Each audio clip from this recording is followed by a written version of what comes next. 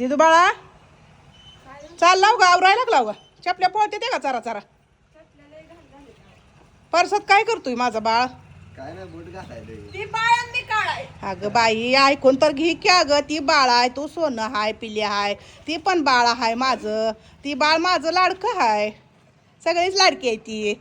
दिदू बाळ बी हाय पण माझं लेकरू रात्रभर झोपत नाही रात्रभर काम चालू बन मोटराचा बाबा संग सारखं महाग पळायचं तू पण करतोय बाळा मला मदत रोज भांडी घासतोय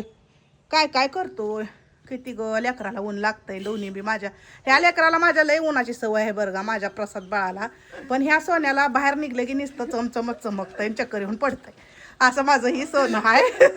आणि ही सोनं का ना इतकं कटक राहतंय उन्हात की काय सांगाय नको अशी माझी दोन बाळा आहे ती तर दिदू बाळा मी सांगितलेलं सगळं आठवणीनं घेऊन ये ज्वारीचं ठिक दोन आण ग एक दोन झाडं ट्रान्सफर करायची त्याच्यात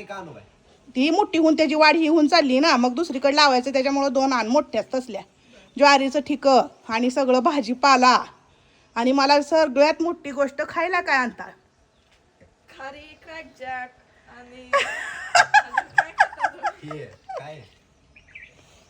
जिलेबी आणतो नाही नाही जिलेबी तसलं नको बरं आण गोड बायड्या तुझ्या मनात आले ना मला जिलेबी आणायची म्हणून तर आण थोडी पाव किलो 125 ग्रॅम किती आणायची तेवढ्या आणा गोड आणा काय